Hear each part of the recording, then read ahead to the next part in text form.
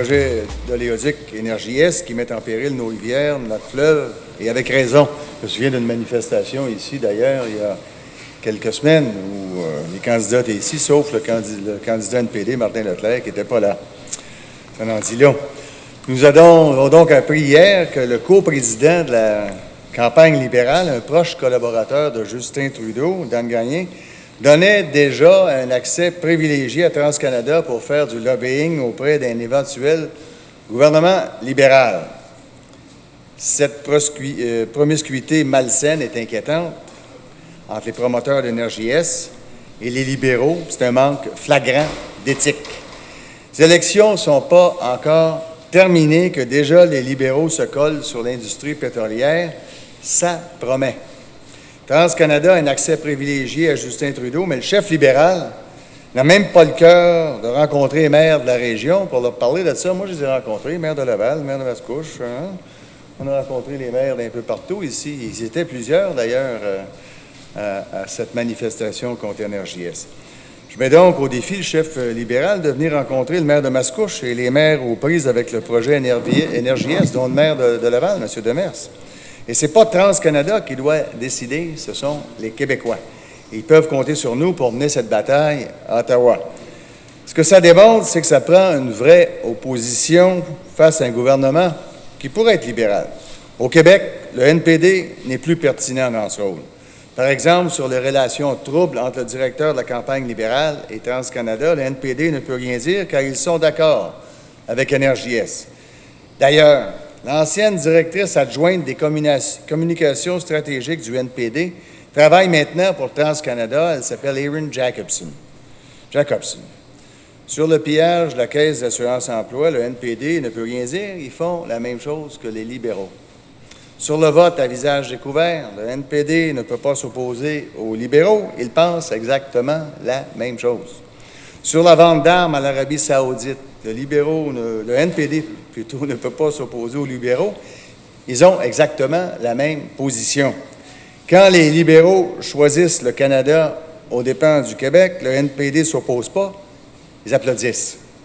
Alors, c'est le message que j'ai ce matin pour les Québécois, les Québécoises, face à un gouvernement possiblement libéral ou NPD. Le NPD, lui, n'est plus pertinent face à un éventuel gouvernement libéral. Le seul rempart, c'est le Bloc québécois. S'il y a des questions.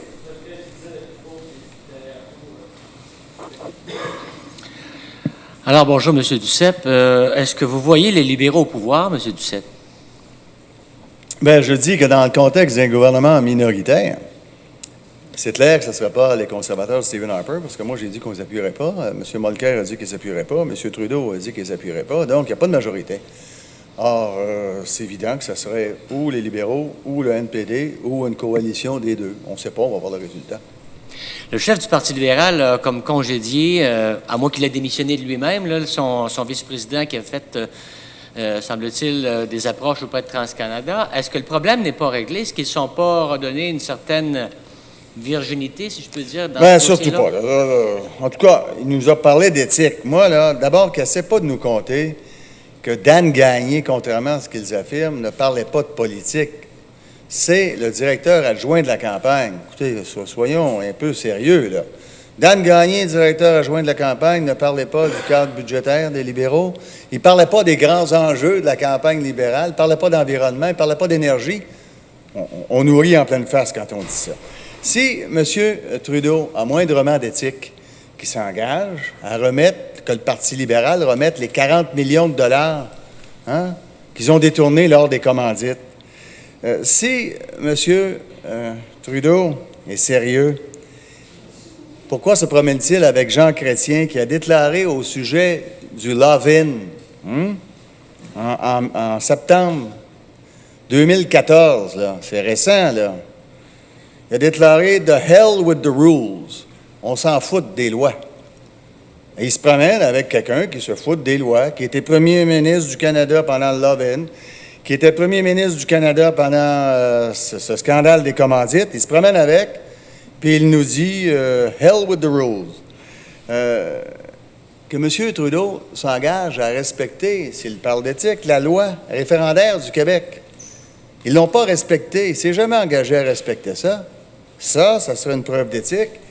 Il pourrait aussi commencer à payer ses impôts au Québec. Ça serait intéressant pour quelqu'un qui est chef d'un parti, qui se présente au Québec et qui paye ses impôts en Ontario. Ça serait une preuve d'éthique et de respect pour les Québécois. Il pourrait également dévoiler ses autres sources de revenus. Moi, je l'ai fait ce matin. Molker l'a fait aussi. Vous avez ça dans les journaux, nos rapports d'impôts. Alors, lui, il ne veut pas déclarer ses autres sources. Ça fait preuve d'éthique, savoir d'où il a eu l'argent pendant qu'il avait aussi une paye de député puis de chef de parti.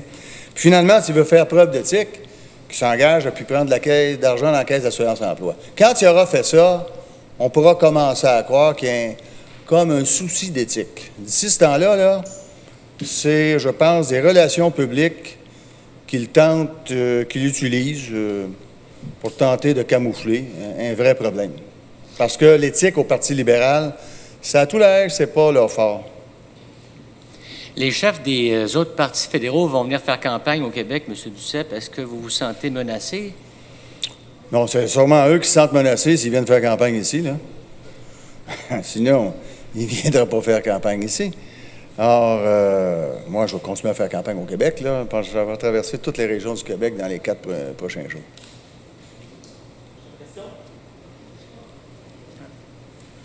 Oui, bonjour, M. Duceppe. Juste pour faire suite à la question de mon collègue sur les autres partis qui sont au Québec, est-ce que, par exemple, ça peut venir vous gruger des votes d'électeurs indécis qui commençaient à pencher pour le Bloc? Là, si tout le monde converge au Québec, est-ce que ça peut jouer contre vous, ça, d'ici? Converge. Si tous les chefs convergent au Québec, c'est ça votre question?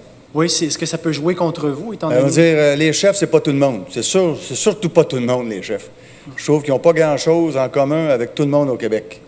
Hein? Sur la plupart des grands enjeux, ces gens-là sont en rupture avec le Québec. Hein? Ils sont pour Énergie Est, l'ensemble du Québec est contre ça. Ils pigent en caisse d'assurance-emploi, les trois. Les Québécois et Québécoises sont contre ça. Le vote à visage couvert, ils sont les trois pour ça. L'Assemblée nationale est unanime. Je pourrais continuer longtemps de même. Alors donc, ils sont en rupture avec le Québec, ces gens-là. C'est pas tout le monde, ça. Donc, pour vous, ça ne changera rien à l'élan que vous parlez, le vent dans le dos que vous avez?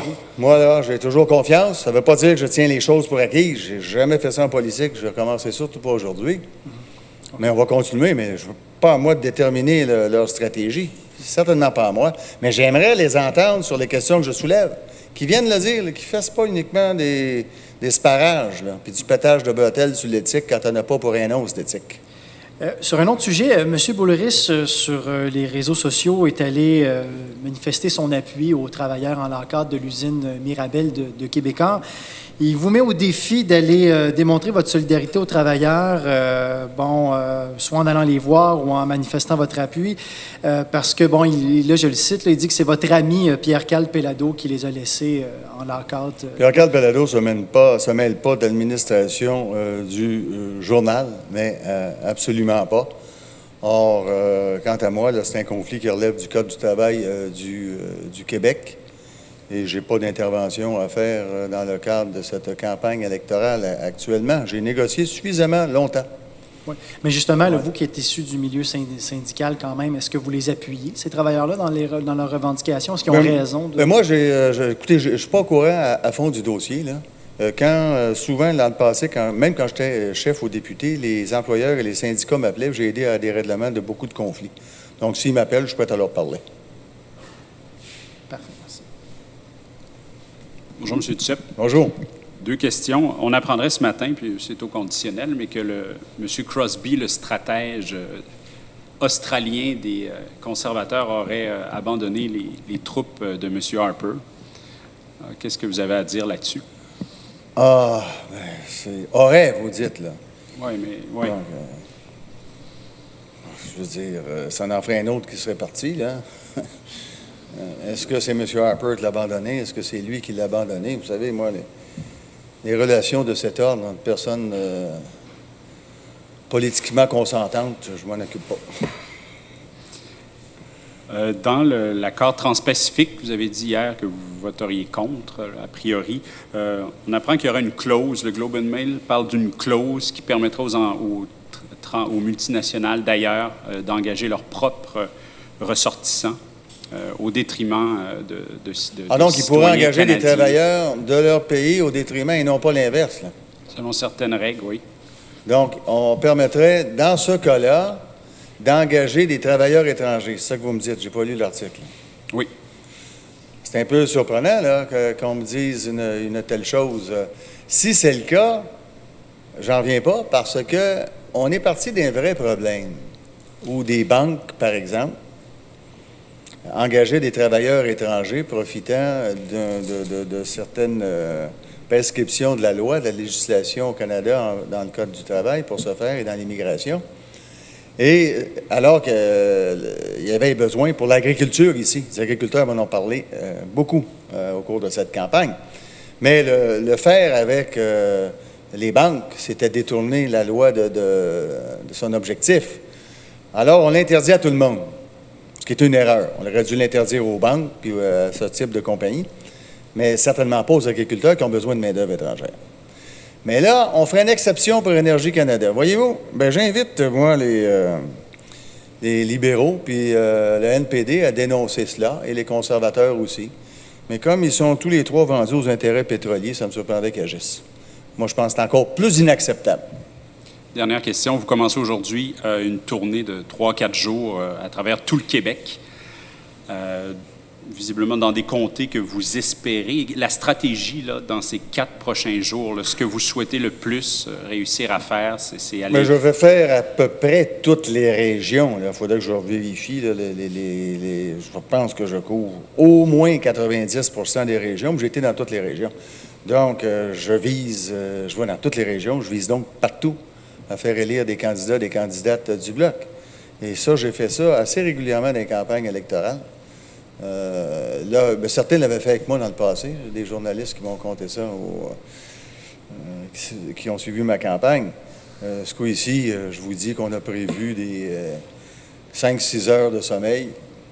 Ça va être moins difficile qu'en 2000, où ça avait été une demi-heure de sommeil en 48 heures. Donc, on aura plus le temps de se reposer, mais je vous invite à me suivre tout le long. Ça va aller vite. Ça ne sera pas ces chapeaux de roue, ça va être ces ailes d'un avion, comme chantait Charlevoix. Alors, M. Duceppe, vos militants disaient tout à l'heure, vos candidats, on va gagner. Ça semble aléatoire, une victoire du Bloc. Vous ne pouvez pas prendre le pouvoir. On évoque 12 députés pour être reconnus à la Chambre des communes. Est-ce que c'est une victoire, 12 députés pour le Bloc? Alors, vous savez, moi, là, le plus possible, le mieux possible, je vous l'ai dit. Puis ce qui criait, est-ce qu'on va gagner ici, dans ce comté de Montcalm? C'est des gens de Montcalm, on est dans Montcalm. Tantôt, on va être dans Pointe-de-l'Île. J'imagine qu'ils vont crier, on va gagner dans Pointe-de-l'Île. Or, on veut gagner partout. On travaille très fort pour gagner partout. Puis nous, pendant qu'on criait, on veut gagner, les libéraux criaient, eux autres, on veut gagner. Puis là, ils n'en veulent plus.